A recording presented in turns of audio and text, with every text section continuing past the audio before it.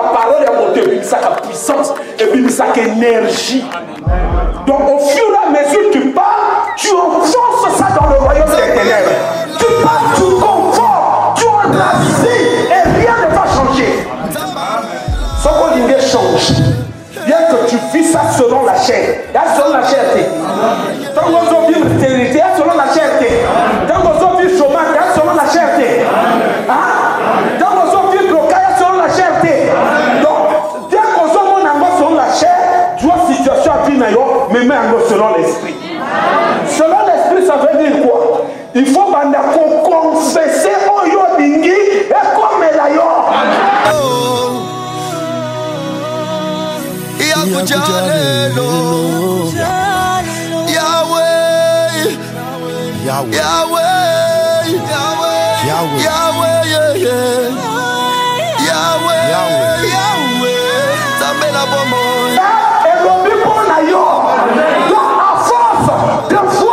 Situation, physiquement, selon la chair, et ça une expression catastrophique. À force, il y a autrement, à force, il y a autrement, selon la Bible, autrement, aux autres, selon l'esprit.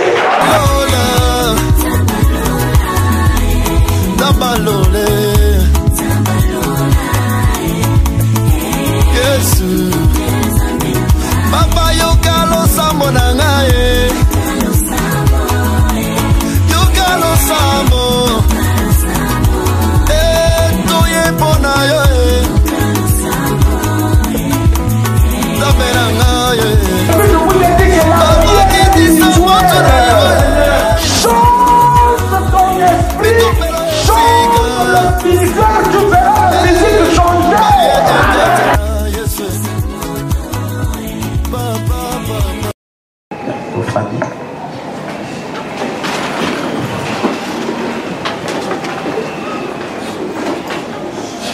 Pesi ombote na kombo na Yesu.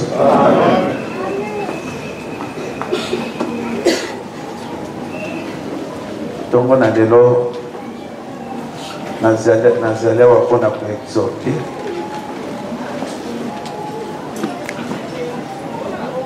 Et c'est au courant de la semaine, je vais beaucoup enseigner.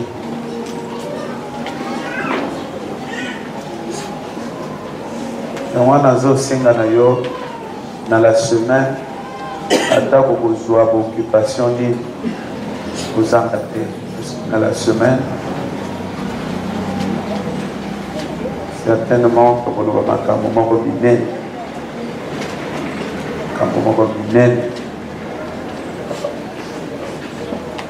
depuis un certain temps, la thème nous a pour développer, vaincre l'esprit de souffrance.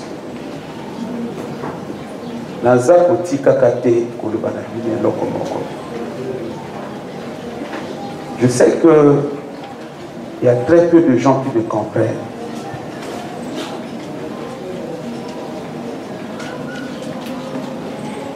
Mais na moi bato mokio bakoba zala bazo comprendre yo mundu zala bakati bato wana. Amen.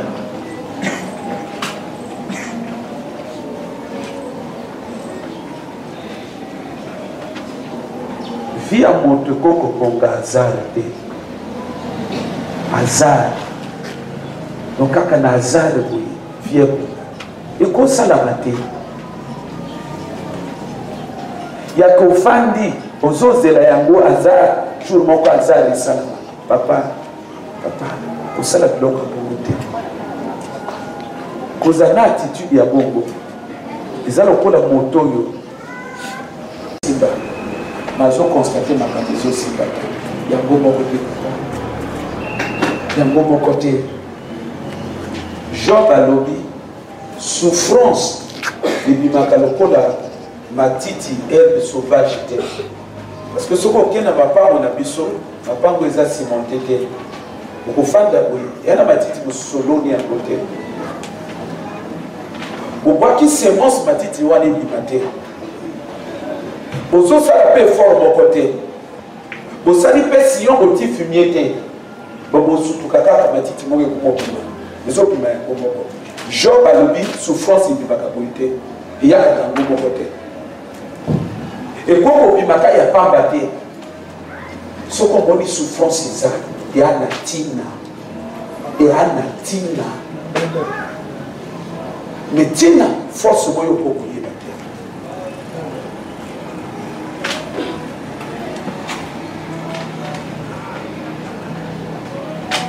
Papa, nazolo banabino vie à moto spirituel. On m'a dit qu'on t'a fait tant que vous avez licence na philosophie na marien quoi. De qu'on t'a fait on tant bazolo dans makambo, yo kuni ko kota na badeka, zoba. On m'a dit na lo bana vérité, on m'a dit vie à moto spirituel. Vie à moto spirituel. Biloko bozo mona ba Descartes wana ezali mpona ba raisonnement scientifique wana eza biloko moko eza bato certes c'est la philosophie, c'est-à-dire que ce qu'on appelle la philosophie est un raisonnement, mais c'est un raisonnement humain, c'est un raisonnement qui n'a rien à voir avec le spirituel. Ce ne sont que des hypothèses.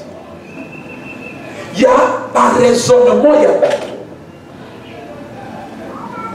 Vie, il y a encore vie spirituelle.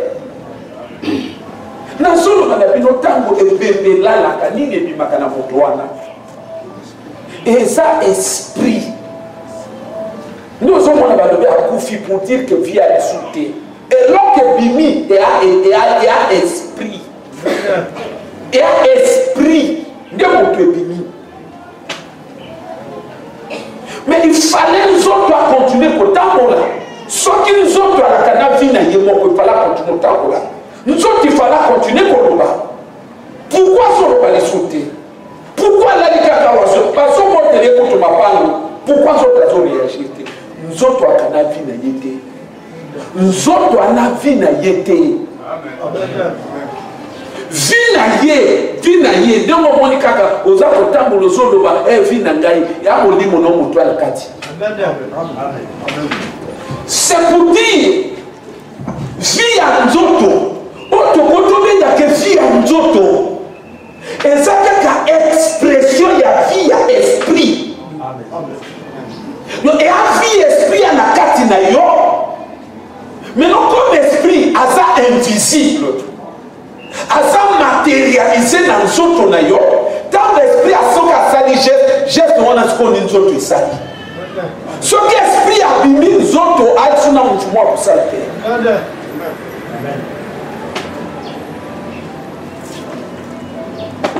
Il faut pas dire mon fani wana osakana na makambo molimo.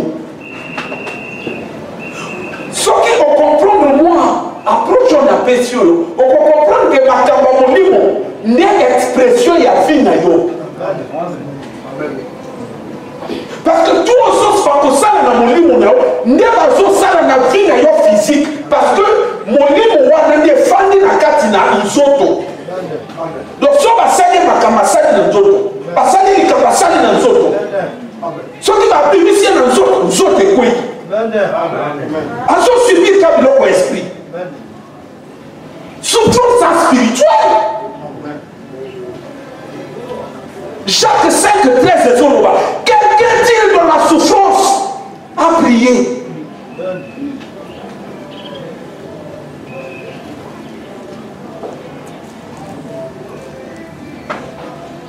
Et ça m'a voix. L'église alléluia, ça m'a voix. Église alléluia, ça m'a voix.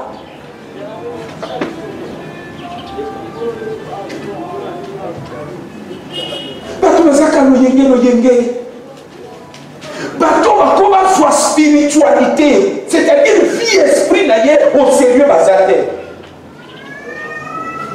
Bateau va ici que tant comme ma vie n'a rien à l'oyenge, ne esprit n'a rien sur quoi vie n'a rien au bonga malgré l'oyenge à ça. Non. Ce qu'on dit vie n'a yo, on dit on a ma cam, on dit on se fait la vie n'a yo. Sunga molimo na. Amen. Travailler makasi na molimo na. Papa makambo ezali. Amen.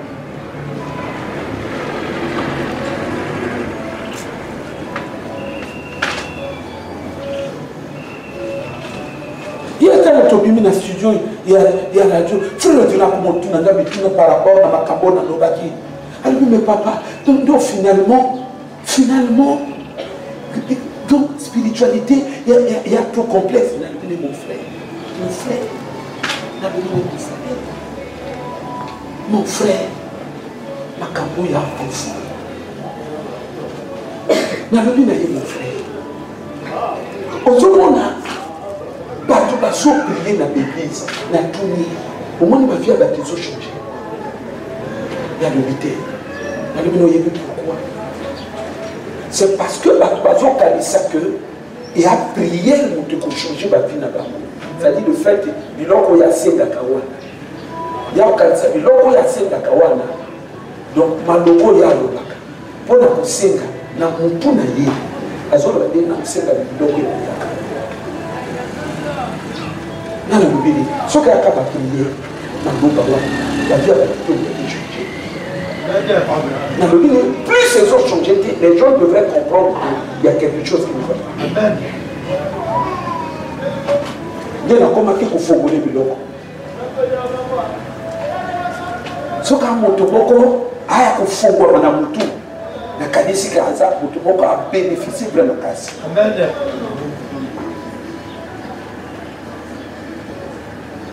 nakoma explike na ye akoti na dimension ya la chair epe papa ntango ozoloba biloko ya la chair ekoma liso prison ya moto yake vi ya moto siko la chair na ye ekangi yango na bando ofungula ebele nalobi de mon frère regarde omoni ntango moto asandelaka alobaka maloba en principe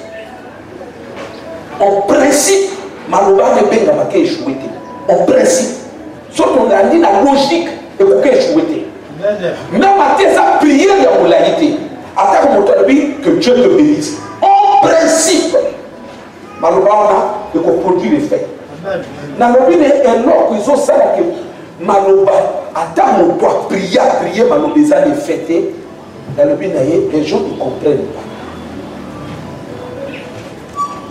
vie ya moto ndenge à vivre selon ndenge à vivre selon ndenge à raisonner et constituer que zone d'influence spirituelle et zone de neutralisation en même temps la prière. Donc en même temps qu'il prie, en même temps les prières sont neutralisées. Donc ce qu'il vient à dire, il le fait bien. Voilà pourquoi aussi sa vie ne change pas. La spiritualité c'est comme il y a un monde de mon corps et ça n'est de science exacte. C'est pourquoi on a ce qui m'a dit pour cette parole de papa pigeon. Des autres bagniwabi. C'est parce que les gens ne font pas l'effort de comprendre ce que c'est que la spiritualité. Amen. Maintenant, ils se plongent dans le désordre. Et c'est ce désordre-là. Ça veut dire que, nous avons expliqué désordre na kati na vie ya moto. Il y a un sujet qu'on expliquer dans l'école.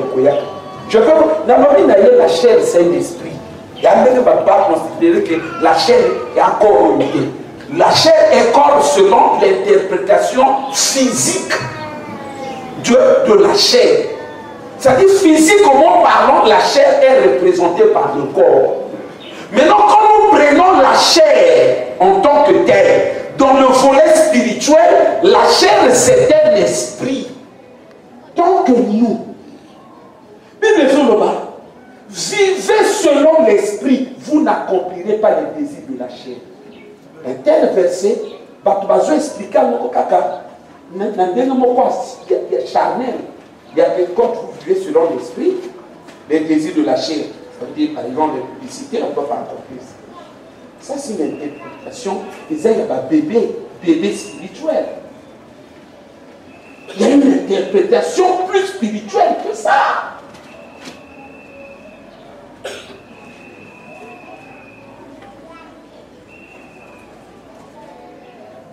Nalobi na ye par exemple fait. lobaka yo soki azozwa le pont afandisi yango na motu le frère sera puissant nalobi na ye en fait le jeu et un Satan a soit aveuglé nalobi la chair elle que tu vois la chair pour vous comprendre en quoi elle a présenté en fait la chair on va dire la chair autrement dit en français facile la nature amen on veut bien la nature na ngai wana nalobi na ye nature ezali nalobi na ye omoni ndenge so moto ayambi yesu molimo santo akakofana na kati na ye ta molimo santo ezofana na kati ya moto azobenga mwana nzambe na à ce moment molimo santo azoproduire baeffet ya royaume de Dieu non nalobi na ye la chair oyo nde ezali a la même valeur que l'esprit epai na nzambe mais epai na diable c'est-à-dire quoi nzambe soki alingi yo opesi vie epai na ye oka gérer yo bien akoti ndo molimo santo maintenant la chair nde eloko diable atindaka na kati ya moto pour ka appartenir na ye donc so olingi okende liboso il te cale avec la chair mais la chair en moi naturelle c'est ta nature frère regarde ce qui ressemblent il y a la ruse du diable. Le combat avec le diable, il est très raffiné. C'est pas une hôtel, ça va tout diable sous nos pieds, mon tout diable sous nos pieds, c'est pas comme ça. Nalobi les regarde. Tant que nous souffrir, on a stérilité par exemple, on a chômage par exemple. Est-ce que mon livre a toqué dans le chômage? Mon livre. Hein? Est-ce que mon livre a quoi dans la stérile? Donc, tant que nous vivre stérilité, chômage, et ça, expression, il y a la chair, la carte vie. Mais non, mais ça, de quelle matière? Mais tant que quelqu'un ne maîtrise pas ça, il ne va pas changer ça. Oh.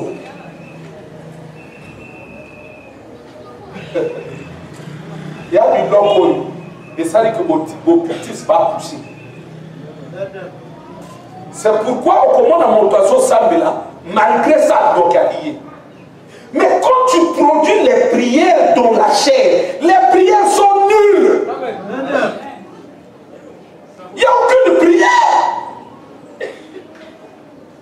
Admettons, il y a un charnel. Mon gars se concentrer à côté de la dimension de l'esprit. Yo, vous allez les pendant aussi ma Bible. On m'a dit que dans la Bible, comment on ça yo? Ma kamba poussé. Dans le binaye.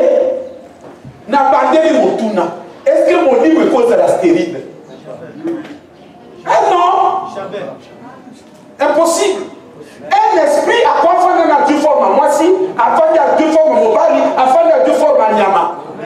Il ne peut pas être chômeur, l'esprit.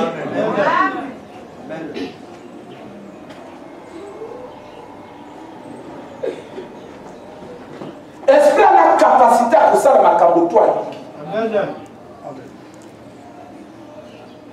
À quoi je vois dans le monde? A-t-il dans le monde? Donc, quand tu te retrouves en train de souffrir, et là, comment que Kalio n'a qu'un un peu pratique, et là, comment que on a fini Kalio, il faut comprendre que Kalio, selon volet, il y a vinayo charnel. Donc c'est l'expression de la chair en toi. Et donc c'est l'expression de la chair en toi.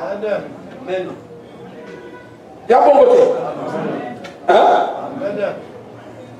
Ça veut dire quoi? Et quand selon vie naturelle, on peut vivre vie naturelle et là on est candio. On a n'ingaï. Dans le bin a yesikoy. soki yo omondenge eloko wana ekangi yo eza arme ya diable, la nature humaine et arme ya diable. Je te dis que la nature humaine et arme ya diable, c'est pourquoi comme on attend Yesu akoya kozwa l'église tokomata na nature oyo te. La nature eza arme ya lokola filet ya diable akangi yo na kati ya filet wana. Et donc filet wana eza symbolisé na vie na yo par ta nature, par ta vie naturelle. Tango yo bikuti na stérilité, ya vie naturelle na yo te. Hein? Ya mutune ya vie naturelle na yo te. Tango se retrouver au tiers dossier, bazo zoate, ya vie naturelle na yo te. Même si mon il y a l'envoûtement, mais oui, l'envoûtement n'est que le volet spirituel de ta vie naturelle.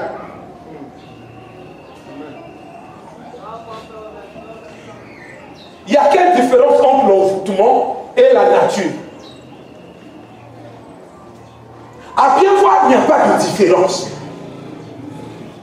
La simple différence qui existe, c'est que la nature, c'est l'expression de l'empreinte ou, comment on appelle ça, d'une certaine composante du diable qu'il a enfoui en toi et qui paraît naturelle. Et alors, quand les hommes dans la masanga, les hommes naturel. Et alors, on a posé à passer les hommes naturel. Mais tant que les hommes naturel, voilà, et pas une idée que nature. Mais quand on parle de la nature corrompue d'Adam, qui a corrompu cela? Qui a corrompu cette nature? C'est le diable. Le fait de l'avoir corrompu, ça veut dire qu'il a remporté la victoire sur cette nature-là. C'est sa nature à lui. Amen. Donc aussi longtemps na katinaye, c'est le diable en toi. On l'a ningaye. Et c'est cette nature-là qui va se manifester parfois par la stérilité. Adonai Ève n'a jamais dit qu'il y a stérilité. Et il y a parti de nous. Voilà. Ce que papa appelle le péché, en réalité, c'est la chair. Est-ce que vous n'avez pas un problème à chômage? Et il y a parti de nous. Il y a la chair. Vous comprenez pourquoi on a connu et ça finit selon la chair. Mais non. Il y a ce qu'on par exemple la stérilité. Et ça finit selon la chair. Oui ou non? Hein? Autrement dit, et ça finit dans la sphère, il y a contrôle, il y a diable. Et ça, bon côté? Et ça, bon côté? Maintenant, yo, mon colonvi. Donc, au zone baka, tu sais ce qui se passe? Hein? Osa ko renforcer Diwana, Nakatia royaume mêlé. Tu renforces, et puis Mandegani, mon tomokatel m'a expliqué là combien Koko Bima. Moi, je vais t'expliquer que c'est impossible de Bima. C'est impossible de Bima. Le royaume de Dieu, c'est quoi? C'est pas la seconde nature? C'est pas la nouvelle naissance? Le jeu, il est raffiné. Le jeu était raffiné. Natouni, le royaume de Dieu, c'est pas la seconde naissance. Et ça, il y a Nicodème. Si tu ne nais pas deux fois, tu n'entreras pas dans le royaume. C'est que le royaume de Dieu est basé sur la... Sur quoi? Très bien.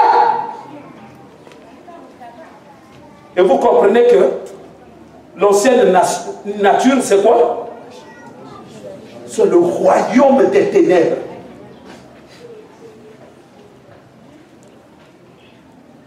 Maintenant, alors que Kanyo selon la nature, Kakayaboui.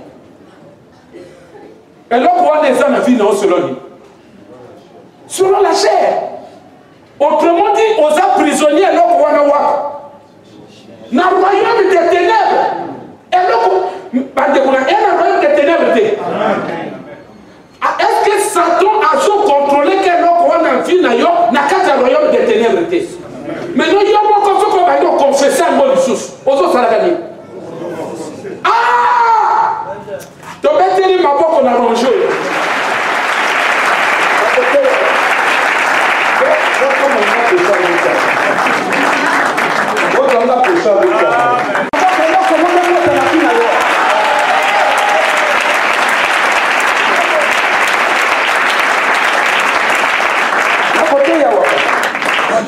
Amen.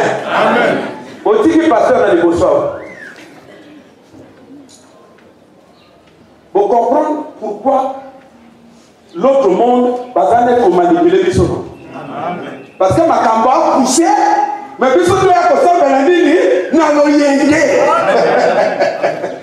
alors, vous comprendre que aussi longtemps, on a la situation, c'est que la situation n'est qu'au Canada selon Nini. Selon Nini. Oh, dès que ça, au Canada, selon la chaîne, c'est que l'on connaît ça, la contrôle, il y a Nani. Il y a le diable. C'est que ça, le royaume des ténèbres. C'est ce qui fait que Motowa n'a pas prié, mais ma mari de nuit, a pas prié, a toujours laissé. Parce que lui, il y a quelque chose qui lui échappe. Il est toujours dans le royaume des ténèbres. Priez le combat, ça va monter dans le royaume de Bango. Moi, ici, comme encore.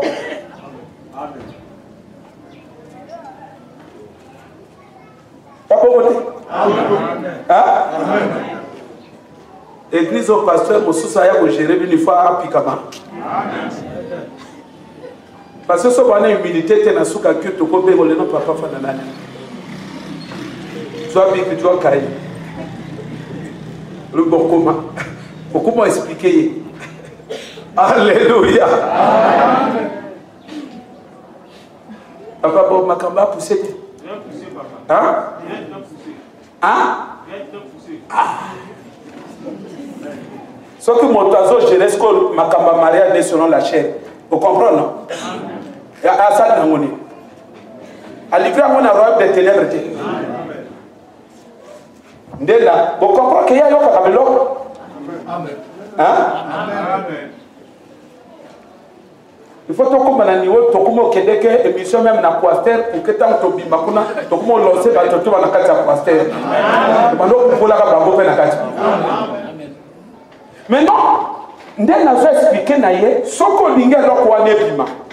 Il faut mettre de la honte de la langue selon l'esprit, selon la chair. Il y a un selon l'esprit. Vous comprenez, non? Donc, jouer le Rwanda, transporter en gros, opposer en gros, selon l'esprit alors. On range l'esprit. Hein? Donc, il faut qu'on tremble le Rwanda selon la chair. Au moment où la chair est soit volume mon aide, rojo, tout ça dans la chair.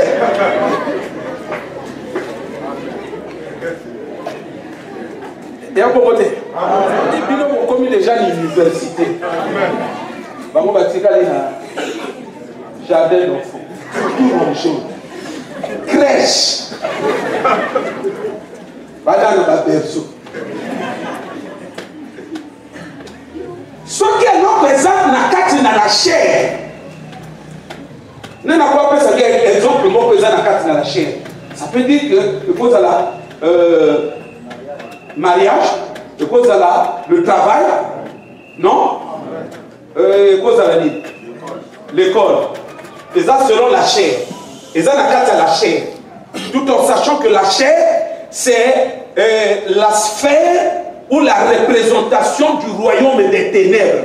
Et d'ailleurs, quand on parle souvent des ténèbres dans la Bible, le volet spirituel, ça renvoie à la chair.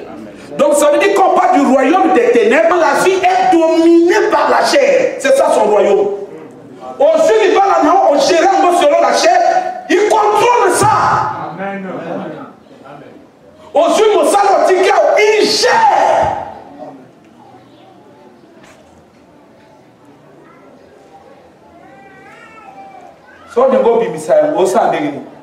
Il faut le voler selon la chair, Non? On dans l'esprit, non? Hein? On comprend, non? Donc ça veut dire quoi? Même situation où on vit déjà la vie selon la chair catastrophique, ce qu'on continue, tu renforces. Parce que ma parole est montée, ça a puissance et ça a énergie. Donc au fur et à mesure que tu parles, tu enfonces ça dans le royaume des ténèbres. Tu parles, tu confortes, tu enracines et rien ne va changer. Ce qu'on change. Bien que tu vis ça selon la chair. Selon la chair. Tant qu'on vit stérilité, selon la chair. Tant qu'on vit chômage, selon la chair. Tant qu'on vit blocage, selon la chair. Donc, bien qu'on soit selon la chair, tu vois situation à vie, mais même selon l'esprit. Selon l'esprit, ça veut dire quoi? Il faut confesser au Yodingi et comme la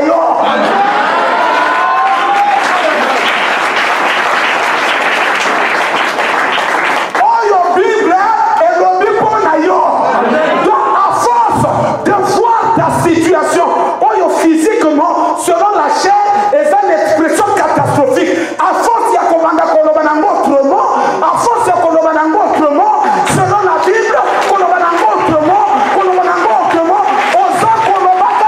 selon l'esprit.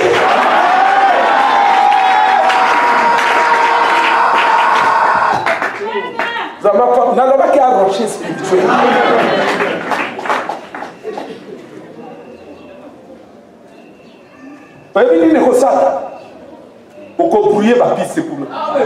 Le diable ne va plus contrôler sa situation.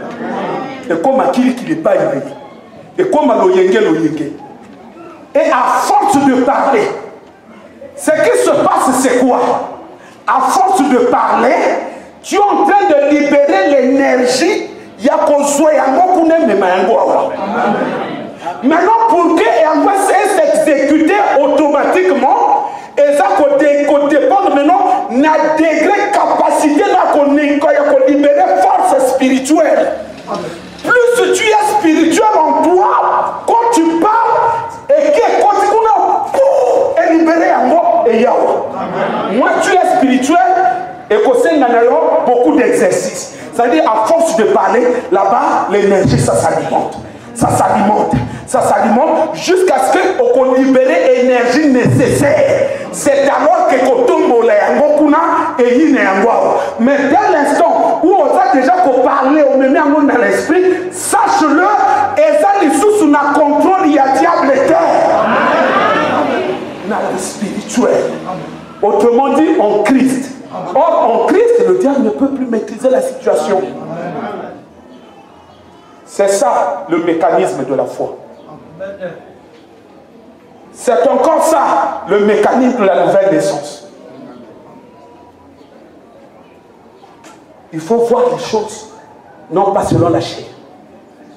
Paul a dit, à l'obus, si autrefois tu n'avais pas monté selon la chair, maintenant là, tu as selon l'esprit.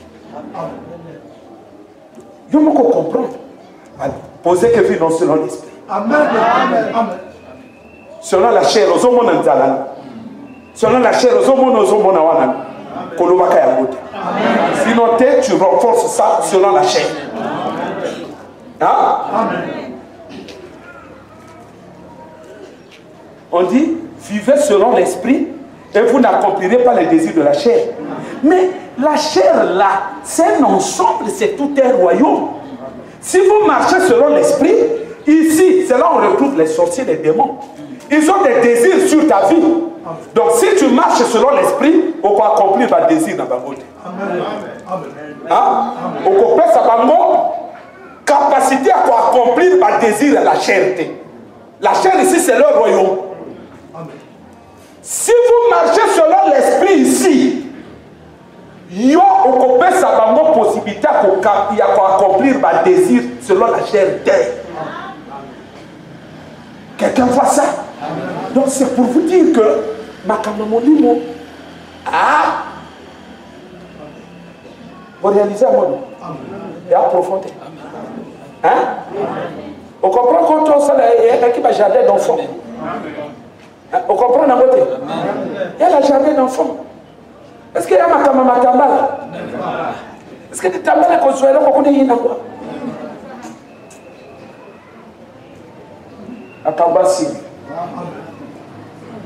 C'est pourquoi Paul dit, aussi longtemps que l'héritier est enfant, il va vivre la condition de qui? Là, il sera dans l'esclavage. C'est pour vous dire, tous ont ma camoya spiritualité au sérieux. Amen. Mais ce qui m'a compris, c'est qu'on a l'objet. Ça veut dire qu'il y a la ministre. Il y a question, il y a que la vie non selon la chair, comme mango selon l'esprit. Le problème c'est quoi? Si je peux apporter encore un peu plus dans le mécanisme. En fait, le monde physique dans le monde spirituel est fonctionné que de mon côté. Pas dans la même heure, pas dans le même calendrier. Aux hommes. Le monde physique est en retard par rapport dans le monde spirituel. C'est pourquoi on a dit que on a moto, mais moto on a nazotamu. Mais qu'on a pas lié, balambi michoulou. C'est ça le monde spirituel. Donc dès que ils ont la maîtrise du monde spirituel. Bayebi que eloko soki basali moto na molimo. La chair malembe et quoi pour l'anzela wana. Oh nalobi zwavi na yo bibise ako solo la chair.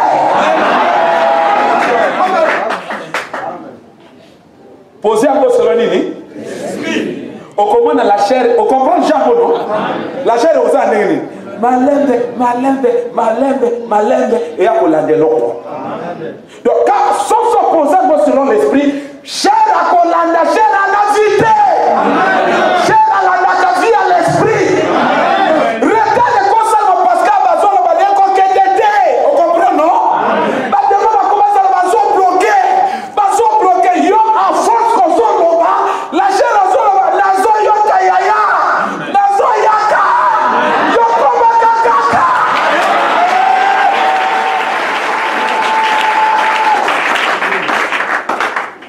Roger spirituel. Classement va bouger que soit en gauche. Comment on a vu logique à classement? Moi aussi, quand on tout groupe. Groupe, on a classement à la table. Bon, on n'a pas aussi quand même à la table. On n'a pas aussi. Bon, on a commencé à changer. Alléluia. Amen. On va dire Makamba sérieux. Amen. Hein? Amen. Il y a des sérieux. Bon, maintenant, tout son gars. Est-ce que donc on va Dieu adore les apostoliques à devenir dans le cadre. Parce que tu vis dans le désordre, dans le chaos. Il y a Makamba Molimo.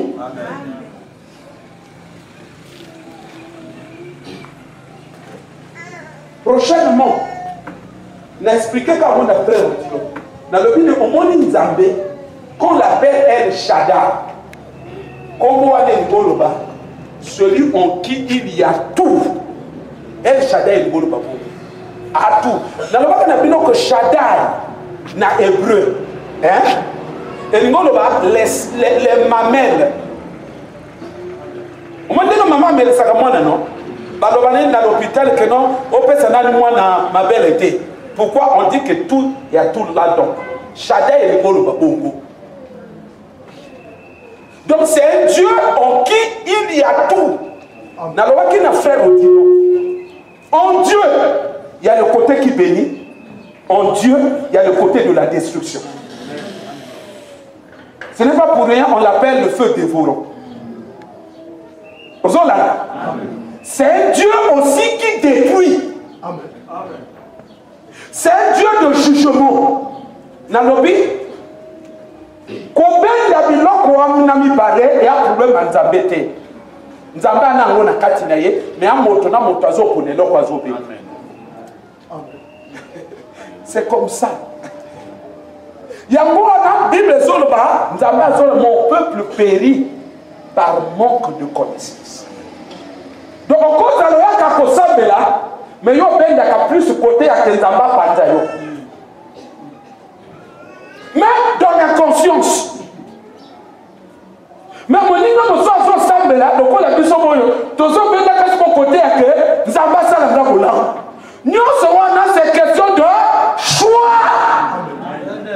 C'est pourquoi Bible les Akoloba, l'on ne se moque pas de ce qu'un homme aura, il le moissonnera.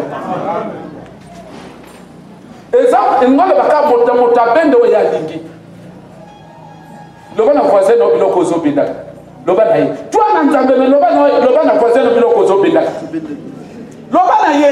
Na zo na ranger spirituel. On loba na baninga. Parce que son alandi ba ranger en onction que possible. Loba na ye biloko zo binda. Alléluia. Mon sous n'a pas rangé au na zone. Amen.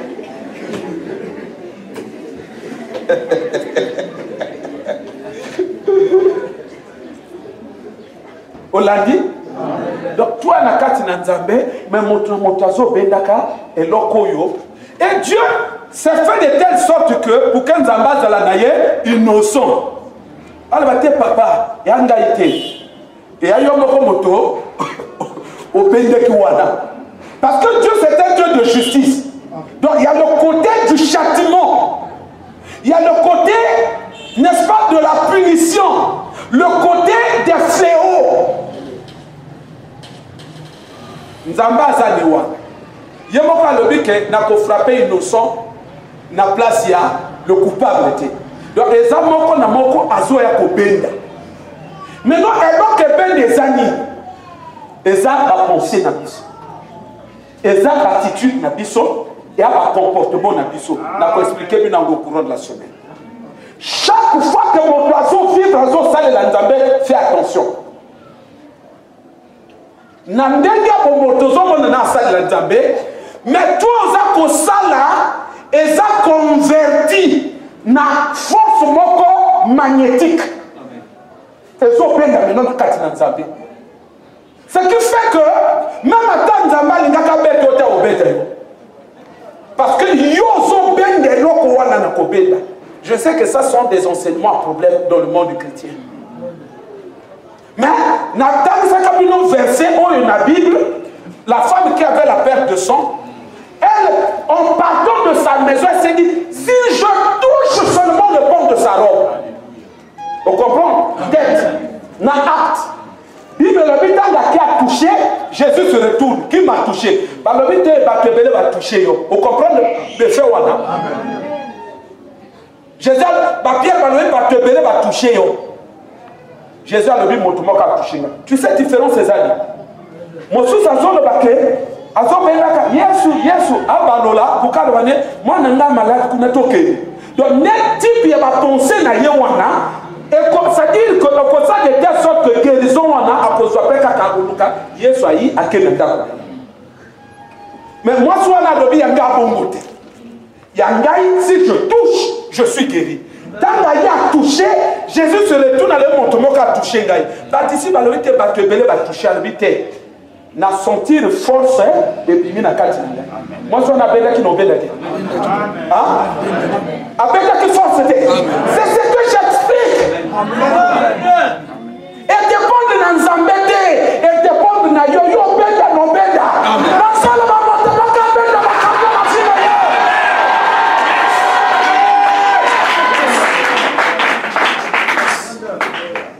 Vous avez changé fort. Donc, il faut faire attention dans la manière dont on vivre. Dans la manière dont on s'habille. Au cause de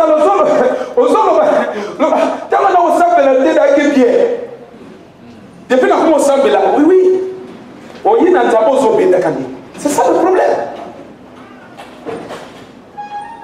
Parce que Dieu, mais il a tout en lui.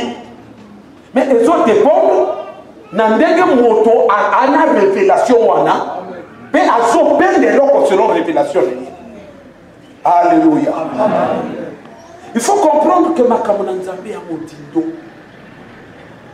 Dès lors, cherchez à comprendre le schéma que j'ai tracé tout à l'heure.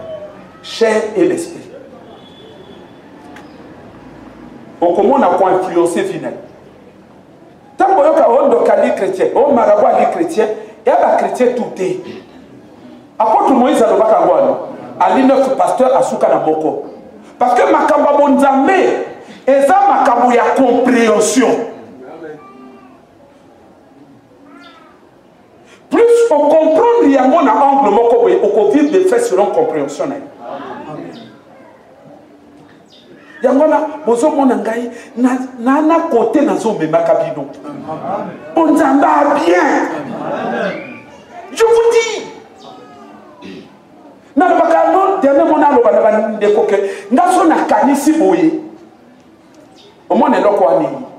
Tu sais ce que ça veut dire? Pas penser à mon pépin d'quel loco.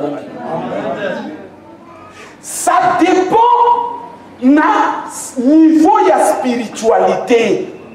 Ça dépend na niveau de selon que au coma plus spirituel que charnel. Ce qu'on spirituel et benda en fonction en Zambé. Donc, et benda par rapport donc mouillé ko benda donc énergie et qu'on se libérer de ma pensée c'est l'énergie divine. Mais ce que ça va penser charnel, vous avez tout compris. Et qu'on benda sirène na siamai. D'ailleurs, ce matin, s'il y a des gens qui ont suivi Télé Congo, bako conforter leur connaissance le boy. Il y a eu un débat et voilà, Papa Mokwaza, je crois, est Rosicrucien, sinon Azana Ordouana. Azako expliqué, Alebi Bato, Bazo Koufa, il y a un problème d'ignorance. Azolo Bake, Namokili, Bademo Bazé Belé. Mais chaque démon a une nature naïe, a un déga à réagir. Alors, il y a un démon qui a réagir. Donc, tellement qu'à réagir, hein? Soit on a jargon de la Bible, il y a qu'à communier. Il y a qu'à net, n'a pas lien. Qu'à n'a pas déco. Alors, il y a un démon qui a réagir quand la saleté. Tu es seulement sale. Ça dit saleté à Ndako.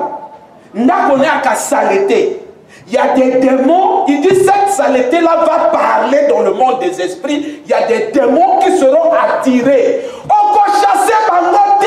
Saleté, on est pour bien la Bango. Amen. Alors, saleté, il y a d'autres. Tu es sale, il y a des démons. Il dit tu ne feras pas un effort. Kaka saleté solono antoto, tu es sale. Il y a des démons. C'est-à-dire ça va réagir. Et alors comme un principe actif dans la médecine, ça va réagir. Un démon sera très content de toi. De là où il se trouve, il va courir avec empressement. Attends, pasteur Atimabo, à Kokende Namba. Mais ce qu'on vit dans Nino, ça l'était le bim moi na main zonga. Amen. Quand ma spiritualité est sérieuse. Il dit même parfois aux hommes noyo. Mais pas tout le monde a fait ma campagne de mon on ne va mettre ma camona. Azol va parfum aux hommes na parfum yo au titre dans zoto.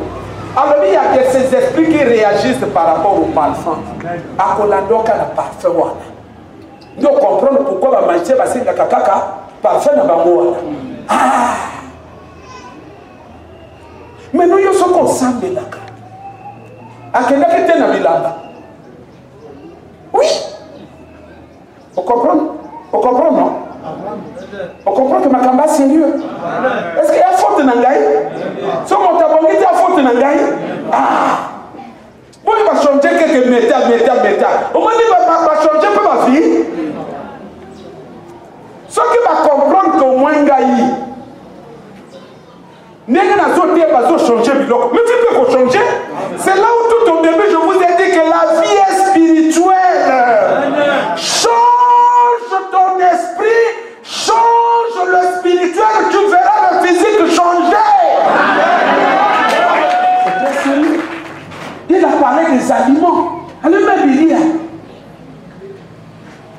démons réagissent. Papa Armand, moi si je suis ensemble pas Bangunja, ce qu'a mêlé grenadine, ce qu'a bandé pour prophétiser, et à moi bon. Ce qui va mêler grenadine va passer à Méli et Yindi. Mais c'est vous qui blaguez. C'est un problème de spiritualité. Amen. La spiritualité a naissé, Dieu comme ma carte. Amen. Il y a un problème à pasteur. Comment tu pries? Mais si tu pries selon la chair c'est une couverture qui est démoniaque, qui est ténébreuse, contrôlée par au sein de cette couverture, mais ça forme un univers spirituel. Amen. Oh, Satan a régné dans votre tour à la carte. Combien de témoins à l'intérieur? Ah, va découvrir ma côté, va dire ma mari de nuit, ma femme de nuit, va dire ma blocage, va dire il y a moi, ma coup de tête, ainsi de suite. Nous modifions la moto, il ne comprend pas. Malade, moyen, loco, c'est ça la vie selon la chair.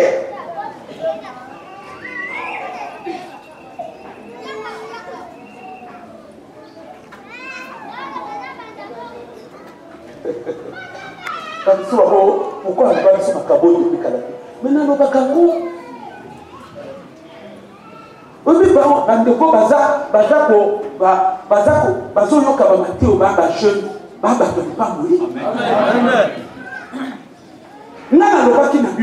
les choses que vous voyez, les là, il y a un diplôme d'air.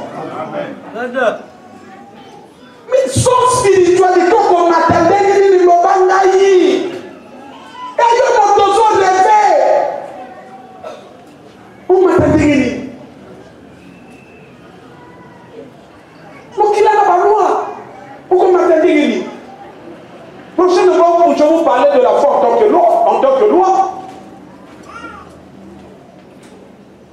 Voyez une foi avec attitude. Mais je vais vous parler de la loi de la foi. Vous allez comprendre que ça n'a rien à voir avec une faible attitude. La spiritualité est poussée. Tu vas dire ça, quand tu comprends, tu peux monter baka. Bas expliquer.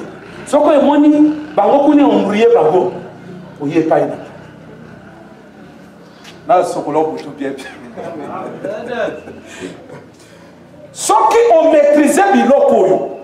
Mais admettons que Olongoli fit naïo selon la chair, opposé à vous selon l'esprit. Quel est le démon qui va te contrôler?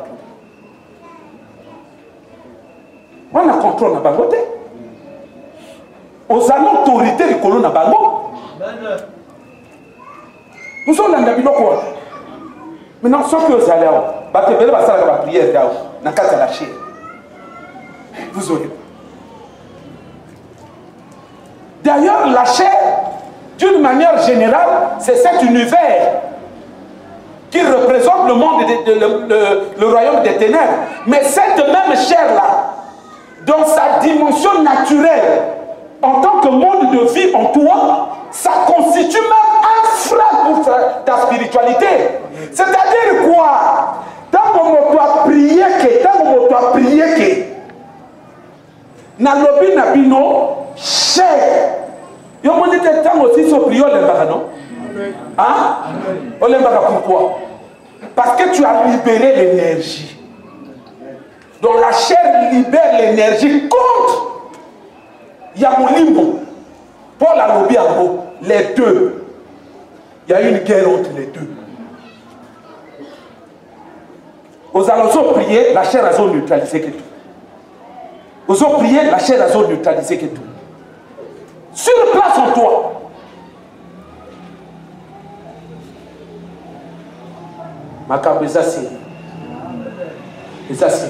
C'est là où je vous dis, souffrance, il y a la canavie. C'est tout ça qui explique ma souffrance, il y a bateau. Moi, j'ai compris ces choses. Nazo travaille. Moi, je travaille. Mais au fur et à mesure, nous avons fait il colonne à l'éviter. Nazo qui me retraite, donc, travail. Tout ça se décide dans l'esprit.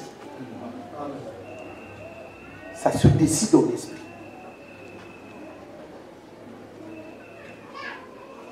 Tu peux prendre une bonne décision ce matin. Ça, je le crois. Comment on a vit non selon la chair? Tu comprends, non? Selon la chair. Tu comprends, non? Tu es là, le banami. So, mon ingana, mon. Parce que le bateau dans le banami.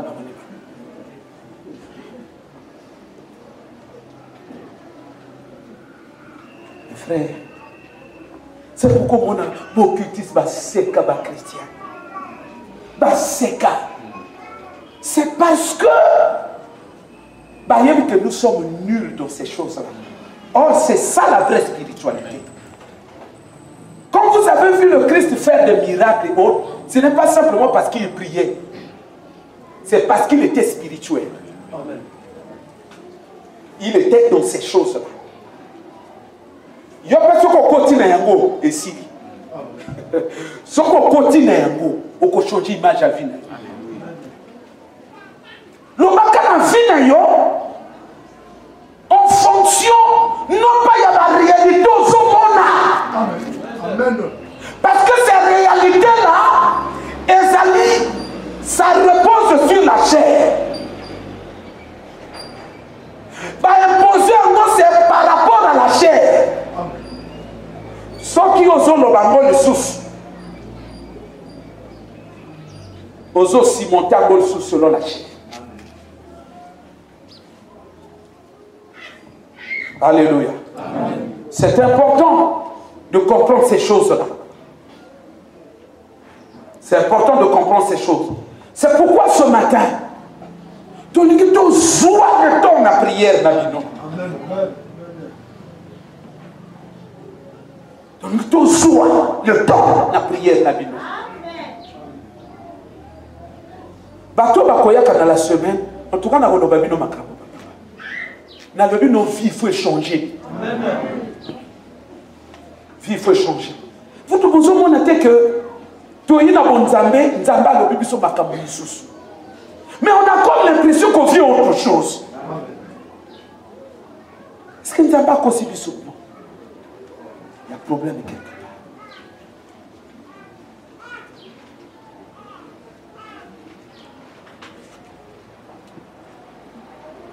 Pour ça, dans les ayats que tout le monde est là. En tout cas, prière et ça, ma casse. Bible, les autres ont abisso.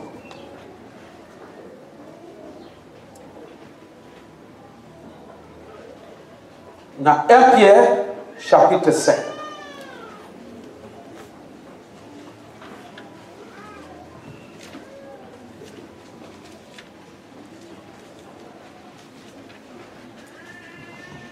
Puis Matthieu, biloko na lobi oyo ezaka ka avant na koyaka nango de manière à kofanda na kobimisa bino ba verset biblique ba schéma na kata Bible. Donc on fait ça très bien avec des questions à l'appui.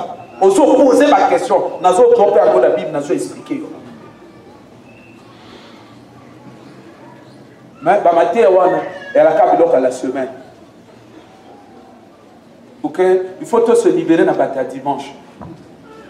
Tout ce qu'on va continuer le yenge, puis on a mis notre dimanche, ça va jour de la semaine, tout le monde va un vrai bien ma casse. D'abord, moi,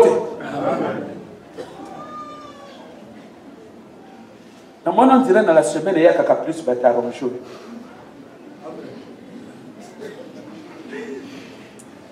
Pas face à arranger.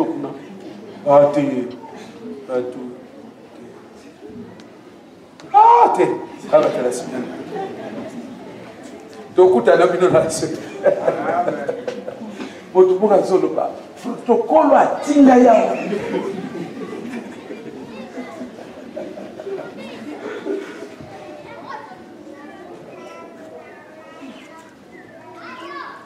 C'est le temps que les locaux bien.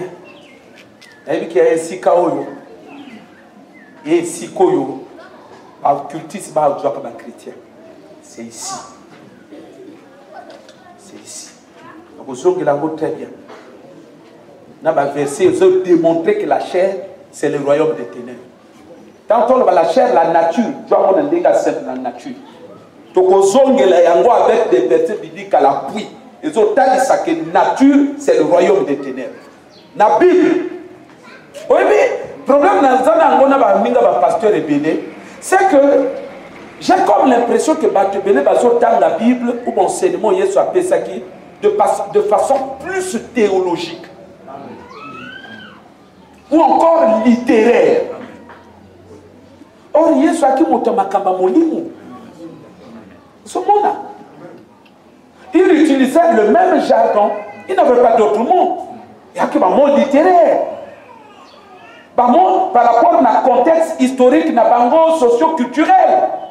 Mais pour nous enseigner la spiritualité. Amen.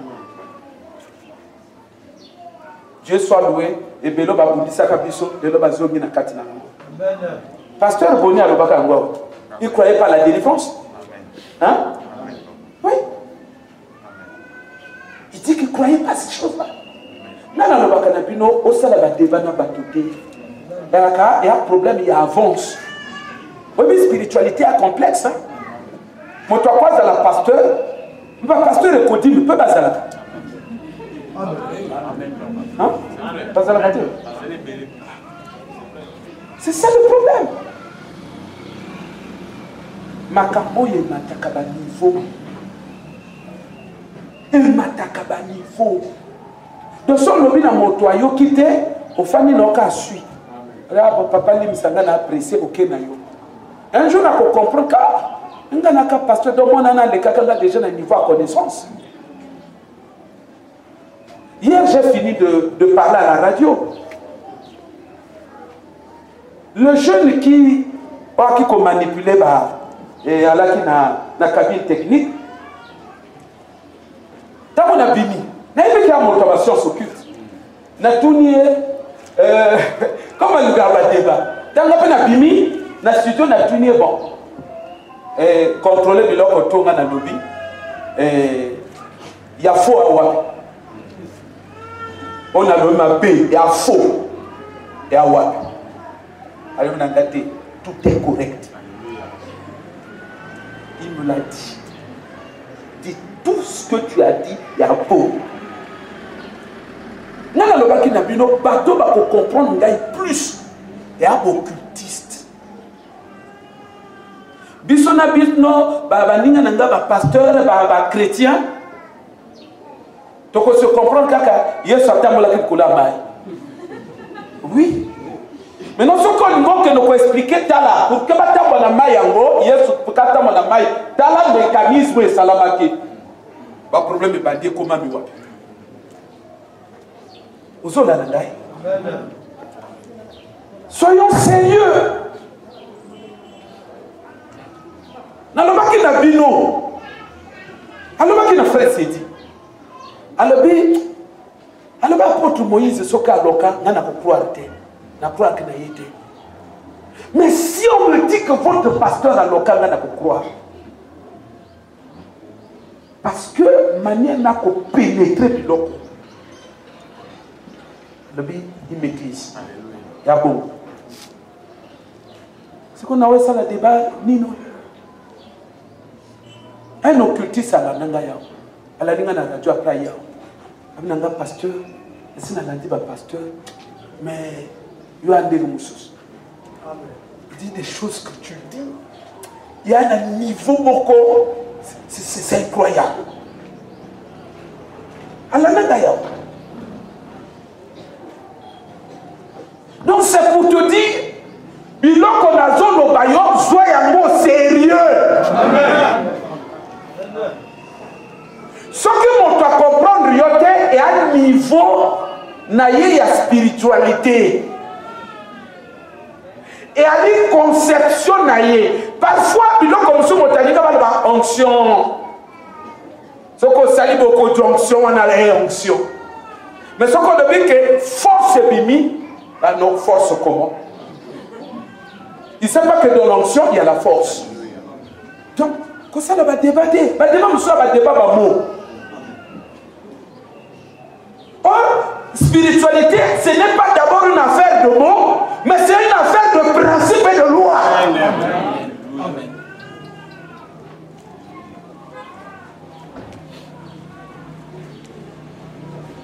Alléluia. Bible lobby. 1 Pierre chapitre 5.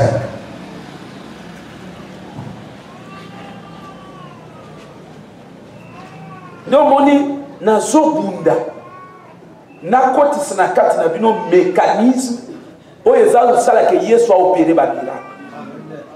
C'est ça mon but, c'est celui-là. Nakotisa bino ya. Okoma na capacité ya komoni moto alibomba okanganie mutezongi normal. Parce que tu libères quelque chose. C'est ça le problème. Mais bata ba débat ba moi mon nani. Autant o gagne ou en anxieux bibi. Mais c'est pas que c'est l'énergie qui est partie.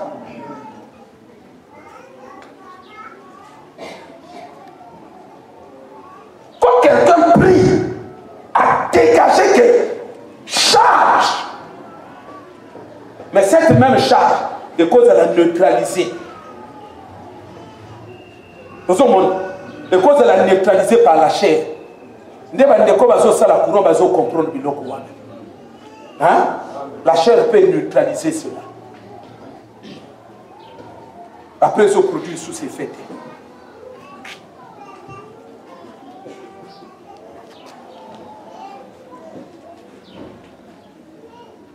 Et quand on a même lancé wana, nako sunga yo, nako pesa ka yo conseil. Ya kana vie na yo, oyo kakabate ya moto kilikilite. Pourquoi?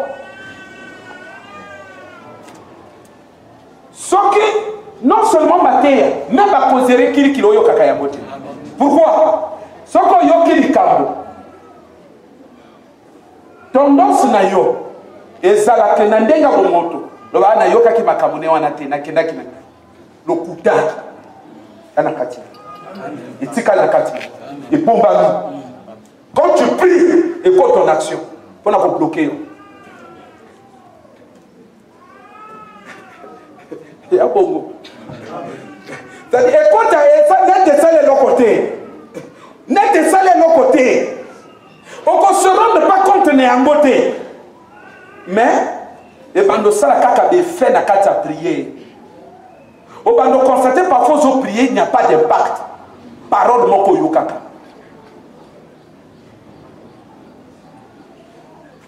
Pour que na formule yango moi. Yo sali philosophie. Oye koni l'inconscient, la conscience et le subconscient. Ce qui va lobby est long. Au sali yango telo kwa nikiwa. Hein? Et qu'il y a un subconscient. C'est un dépôt. Et il y a des noté constitué un dépôt.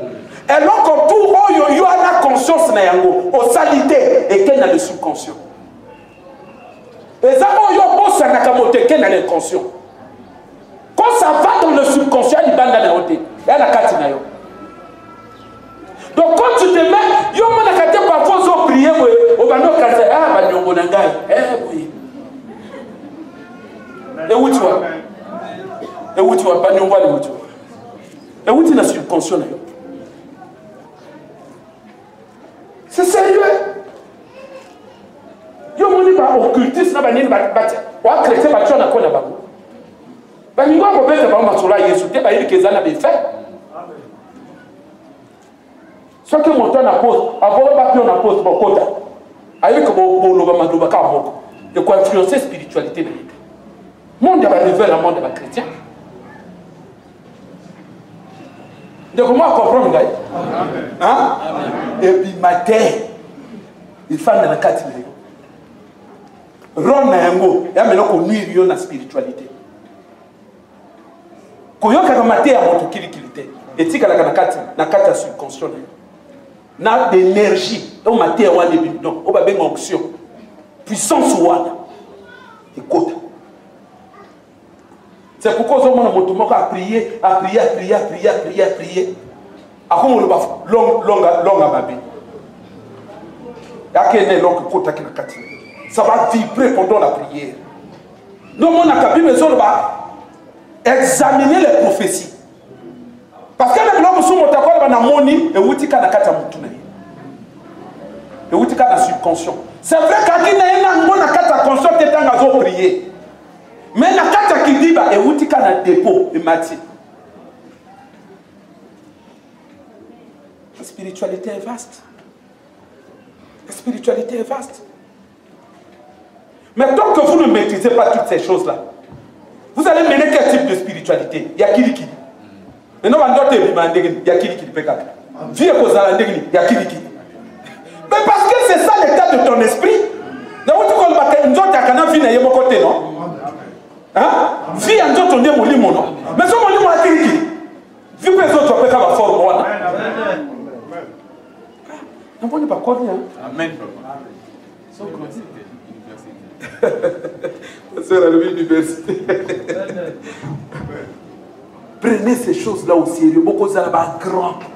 Et autre chose, quand tu as une parole,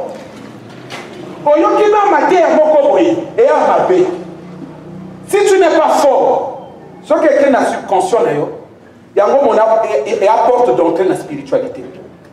Ce que mon tailleur, il faut me le dire. Hier soir, deux royaumes se contredirent. Il y a un royaume, il faut me le dire. À Kota, sans difficulté. Et là, on est au formulaire. Il y a moi dans le voie que son lignement n'a pas été. Qu'on y est là qu'on a été. Amen. Hein? Ce qu'on dit, il y a ce comportement spirituel selon la chair. Selon la chair, non? Et le mani. Ce qui bat des mots, au royaume, il y a la chair. Ce qui est comme il y a pour côté là, on a mis tout bas. À tous, ça que jeune, il y a 40 jours. Et là, on est au fond de la banque de la tête. Hein? Ah. Parce qu'on dit que l'autre selon. Il y a un donc à voir qu'on a donc il faut appeler l'autre Alia. Parce que tant qu'il y a coopérer, l'autre on est plus sungaye. Oh, mais il y a pour vous. Il y a pour vous.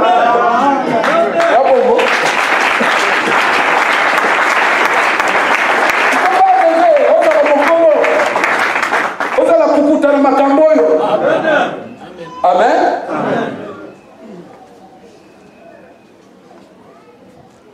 Maintenant, biloko na solo boyo. Ce qu'on maîtrisait à côté, il y a que yo simika bim na maboko, to sungana. Et qu'est-ce qui va arriver? Rien du tout. Ce n'est pas que Dieu n'est pas puissant, ce n'est pas que la Bible n'est pas vraie, mais il y a un problème. Manière où ils ont pratiqué en mot. Je suis en dehors même. Bible lobby. Soyez sobres, veillez. Depuis le côté de notre zone de bataille. On lit que notre don est là qu'on a aidé. Non, quand la malédiction s'oppose, n'a pas d'effet. Mais quand il y a une cause n'est là qu'on dit on a non. Ce qui a lobby, il faut comprendre le comment non. À qu'on libérer énergie. Na douleur à ça n'a pas qu'on libérer force. Tant qu'on y a pas contre yo, et là qu'on est pour formuler mon Dieu. Il faut côté na carte fina. Le ban frère a fait on peut s'engager sur biloko na wote. Ah, amen. Si.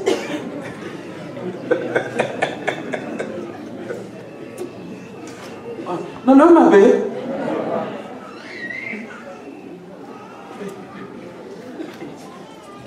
Moi, c'est un frère secret à Bouyolo. Mais parce que souvent, le frère a profité pas qu'à ah bon, maman, on a encore à vous dire, on va faire ça. Comment ça, le baguette est là? Voilà, vraie mauvaise application. Le bas sur un frère, quand on peut s'engager sur le bloc.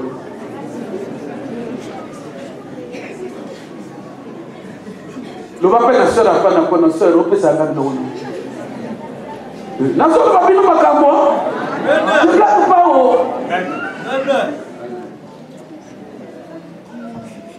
biloko c'est ça ce qui fait la force des occultistes azo na ko bandana ko luka yo boye ayebi papa yo sambela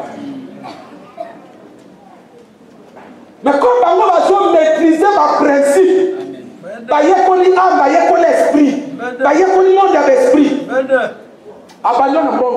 Oh bon, mais n'ayez pas de mauvaises intentions, hein, mais c'est le taxi. Donc, en ce cas, ça y est, on a gardé. Aïe, que ce qu'on suit à beau, à beaucoup de kawa. Il faut manipuler ton esprit. Faut qu'on là. Amen. C'est pourquoi Bible le dit, soyez sobres, restez éveillés. Votre adversaire, le diable, cherchant qu'il dévorera. Résistez-lui avec une foi ferme. Tout est le but aux autres. Tout le monde est salé le Kouana. Tout le monde des ténèbres. Fermement.